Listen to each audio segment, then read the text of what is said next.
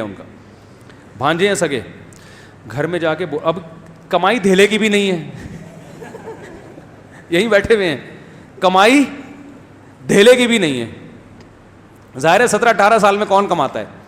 اب بیان سنتے رہتے ہیں ماموں کا, میں ماموں ہوں ان کا, تو گھر میں جا کے اپنی ماں سے بول رہے ہیں, ابا ان کے باپ نے مجھے بتایا, ہمارے بہنوئی نے, کہ یار یہ تو عجیب ہی قسم کی باتیں شروع کر دی انہوں نے.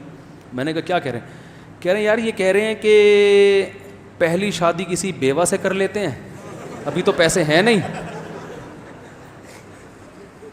تو میں نے کہا بیوہ کو بھی تو کہیں سے کھلائیں گے. کہہ رہے ہیں وہ ماموں سے سنا تھا کہ بھائی پہلے کہیں چھوٹا موٹا کرائے پہ گھر لے لو, کسی غریب لڑکی سے کر لو, تو کچی آبادی میں 2000 پہ کمرہ مل جاتا ہے. 2000 پہ کیا مل جاتا ہے؟ بولو بھائی, کمرہ مل جاتا ہے.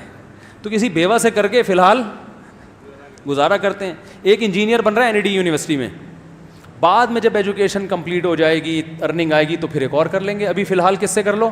کچی آبادی میں. تو میں نے ان سے ویسے ہی مذاق سے کہہ رہا تھا یار ڈیفینس چل کے رہتے ہیں. کہہ رہے ہیں ہم کچی آبادیوں کا سوچ رہے ہیں, آپ ہمیں کہاں لے کے جا رہے ہو ڈیفینس میں؟ وہاں کون گھر خریدے گا, کون کرایہ دے گا؟ تو وہ مجھے بتا رہے تھے کہ بہنوئی صاحب کہ یار یہ تو عجیب عجیب باتیں.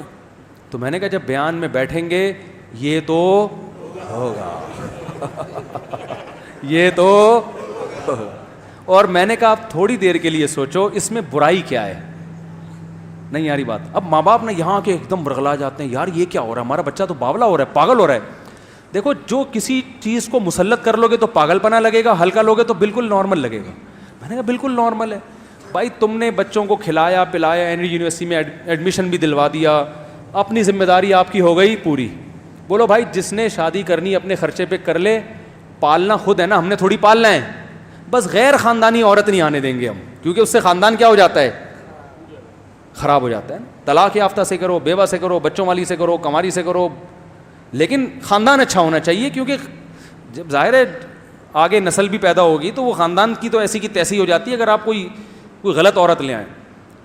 میں نے کہا اپنی ٹینشن ہے نا, اٹھانے دو نا. ایک بیوہ سے کرے گا, جب رہے گا نا 2000 رینٹ پر, سمجھ میں آ جائے گا اس کے کہ میں نے صحیح کیا یا کیا کیا, غلط کیا. اور صحیح ہی کیا سمجھ میں آئے گا انشاءاللہ. نہیں یاری بات, اچھے خاندان کی آئے گی تو کیا ہوگا. تو کہنے کہ اچھے خاندان کی ملتی کہاں ہے. میں نے کہا نہیں ملے گی تو نہیں کریں گے.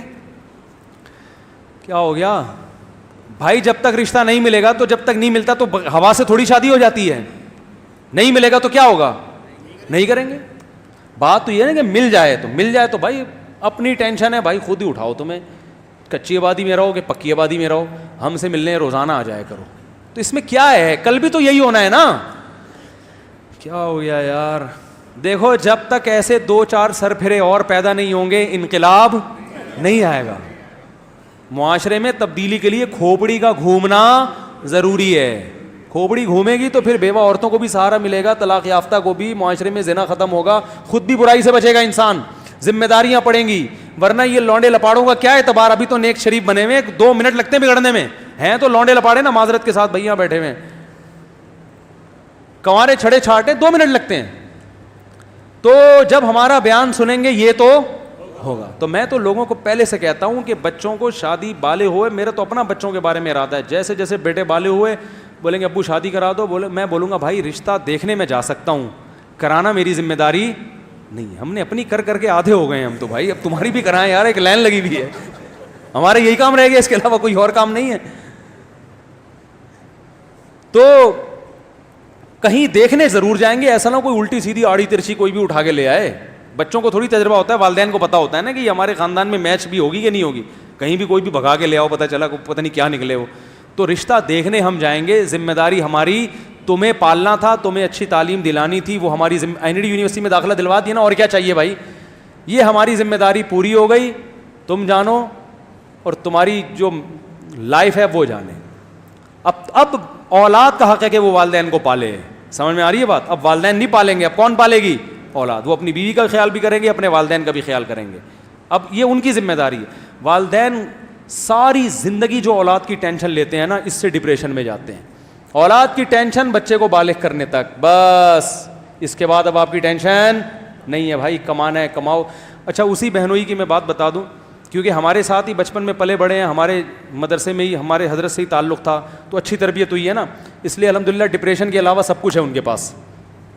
ان کا ایک بچہ امتحان میں فیل ہو گیا, یہی بیٹھا ہوا ہے رافع خان, بچہ امتحان میں فیل ہو گیا. آج ہمارا بچہ جو لوگوں میں ہوتا ہے, بچہ فیل ہو جائے تو کیا حالت ہوتی ہے والدین کی, ایک عذاب میں جاتے ہیں نا, ایک ٹینشن, فیل ہو گیا, ہائے ہائے, پورے سال کم وقت کی فیسوں پہ خرچ کیا اور اسکولنگ پہ, اور ناشتے بنا بنا کے دیتی رہی, میں کپڑے استری کرتی رہی, فیل ہو گیا, کتنی ٹینشن لیتے ہیں, اور بچے کو بھی عذاب میں ڈال دیتے ہیں.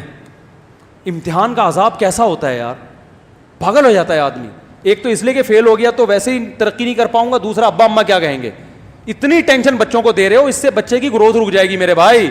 بچہ کوئی بڑے کام نہیں کر سکتا, بالغ ہونے تک تربیت کرو, پھر اس کو آزاد چھوڑ دو. ہاں ایسا آزاد نہیں کہ چرسیوں میں اٹھنا بیٹھنا شروع کر دے, تربیت کے حوالے سے تو نگرانی ہو. باقی بیٹا تو کاروبار کرنا چاہتا ہے کاروبار کر, تو ڈاکٹر بننا چاہتا ہے ڈاکٹر بن, تو رکشا چلانا چاہتا ہے میری بلا سے تو رکشا چلا لے, اب تیرا مستقبل ہے, کوئی مسئلہ نہیں ہے, تو آزاد زندگی گزارو یار. تو ان کا بچہ یہ فیل ہو گیا رافع خان ایک پرچے میں, گھر میں آ کے بتایا, گھر والوں کو غصہ آیا, فیل ہو گیا, ابا کو بتایا, ابا کو تو زیادہ غصہ آنا چاہیے نا. ابا نے کہا کوئی مسئلہ نہیں ہے, آخرت کے امتحان میں تھوڑی فیل ہوا ہے, دنیا کے امتحان میں فیل ہوا ہے, سپلیمنٹری میں پاس کر لینا, نہیں ہوا تو رکشا چلا لینا, ٹیکسی چلا لینا, بزنس کر لینا, کچھ بھی کر لینا, یہ تمہارا ہیڈ ایک ہے میرا ہیڈ ایک. بولتے کیوں نہیں, تو بچے کو بھی ٹینشن نہیں دی, بچہ خوش. یار زبردست. دیکھو یہ جب انسان خوش ہوتا ہے نا تو زیادہ اچھے کام کر لیتا ہے. میں نے ڈاکٹروں کو بھی دیکھا ہے جو دماغی توازن کھو چکے ہیں, ٹینشن لے لے کے پڑھ پڑھ کے نا پاگل ہو چکے ہیں. خوشی کے ساتھ پڑھو تو فائدہ ہوگا. میرا اپنا اسٹڈی کا طریقہ پتہ ہے کیا ہے, آپ حیران ہو جائیں گے مولوی صاحب پڑھ رہے ہیں کیا کر رہے ہیں. میرا یہ اپنا کمپیوٹر پہ بیٹھ جاؤں گا, لیپ ٹاپ پہ جو بھی ریسرچ احادیث جمع کرنی ہے کسی موضوع پر, آدھا گھنٹہ دماغ لگایا, اب دیکھا دماغ میں تھکاوٹ محسوس ہو رہی ہے, بند کر دیا. گئے ایسے بچوں کے ساتھ کھیلے, باہر آیا, ہاں بھائی, جب تک دماغ بالکل فری نہیں ہو جاتا دوبارہ کمپیوٹر کے آگے نہیں بیٹھتے, کیونکہ ٹینشن میں کام نہیں ہوتا. سب سے زیادہ جس چیز کی حفاظت کرنی ہے وہ اپنی کھوپڑی ہے. اسے ٹینشن میں نہیں لانا, اسٹریس میں نہیں لے کر آنا, اسے خوش رکھنا ہے. جتنا دماغ خوش رہے گا نا کام اچھا کرے گا, خود بھی خوش رہو گے, دوسروں کو بھی. ڈاکٹروں کو دیکھو نا, اتنی ٹینشن میں بیٹھے ہوئے ہوتے ہیں پڑھ پڑھ کے, اور کلینک میں 12 گھنٹے کلینک میں, ابھی بیٹھے ہو نہیں, نسخہ پہلے لکھ دیا ہوتا ہے. ابھی آپ بیٹھ کے ڈاکٹر کو بتا رہے ہوتے ہیں مجھے ہوا کیا ہے, ڈاکٹر نے کیڑے مکوڑے ہیں بھائی. ایسا ہی ہوتا ہے کہ نہیں. ارے ڈاکٹر صاحب سن تو لو, سننے کا ڈاکٹر کے پاس ٹائم بہت کم. ڈاکٹر ہوتے ہیں جو بڑے آرام سے بیٹھ کے آپ کی بات تسلی سے سنتے ہیں کہ پہلے آپ اپنی بات کمپلیٹ کریں, اور ایسا ڈاکٹر زیادہ کامیاب ہوتا ہے. لیکن ایسے ڈاکٹر مارکیٹ میں کیا ہیں, شارٹ. اور یہ تسلی سے بات وہ سنے گا جو خوش ہوگا, جس پہ کام کا دباؤ نہیں ہوگا. لیکن اس پہ کام کا دباؤ ہے کہ یار درجنوں پیشنٹ بیٹھے ہوئے ہیں, ان کو تھرمامیٹر دے کے خاموش کرایا ہوا ہے میں نے, تو اپنی پوری کتھا سنائے گا, پیدائش سے لے کے اب تک کے واقعات سنائے گا, تو باقیوں کو کیسے چیک کروں گا. اس لیے آرام سے بالکل ریلیکس ہو کے گھر میں آؤ, آرام سے ریلیکس ہو کے بیٹھو. تو اتنا ٹینشن کام کی جب ہوگی تو میرے بھائی آدمی کا دماغ کیا ہو جائے گا, خراب. تو بچہ پاس ہو گیا, ویل ڈن, زبردست, یہ لو انڈے والے برگر کے پیسے, یا کچھ بھی کھلاتے ہیں اس کو. فیل ہو گیا, کوئی بات نہیں بیٹا, فیل ہو گیا, دوبارہ محنت کر لو یار. اور اگر دل نہیں لگ رہا پڑھائی میں تو بتاؤ یار کوئی اور کام لگا دیتے ہیں. زرداری کا دل لگتا تھا پڑھائی میں, صدر بن گیا کہ نہیں بن گیا, کیا ہو گیا بھائی. تو بھائی یہ چاہے دنیا کی کامیابی ہو یا آخرت کی کامیابی, اس کے اصول کچھ اور ہی ہیں جو میری اور آپ کے سمجھ میں نہیں آئیں گے. یہ لگام اللہ کے ہاتھ میں ہے. کس کے ہاتھ میں؟ اللہ کے ہاتھ میں, کہ کہاں سے کس کو کیسے کامیاب کرنا چاہتا ہے. کتنے لوگ ہیں ان کی فیلڈ نہیں تھی, فیلڈ جو تھی ان کی اس میں گھسے تو ککھ بھی نہیں آیا, اور غیب سے اللہ نے رزق کے دروازے ان کے لیے کھولے ہیں. جس چیز کو آپ نجات کا ذریعہ سمجھ رہے ہو, کامیابی کا, وہ ذریعہ نہیں ہوتا بعض دفعہ. اور سارے ہی اگر پڑھ لکھ کے انجینئر بنیں گے تو مزدور کہاں سے لاؤ گے. تو اس لیے ٹینشن لینے کا, بولتے کیوں نہیں بھائی. تو بچے پاس ہو جائیں بہت, اور یہ ایک ایک دو دو بچے ہو رہے ہیں نا, اس کی وجہ سے بھی ٹینشن ہوتی ہے. ایک ہی دو بچے ہیں تو اب یہی اگر فیل ہو گئے تو ہمارا تو مستقبل والدین کہتے ہیں تباہ ہو گیا.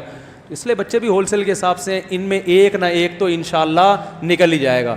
بلکہ اگر 8-10 بچے ہوں تو بگاڑنے کی بھی کوشش کرو گے نا, پھر بھی ایک نہ ایک کیا ہوگا, سدھر ہی جائے گا.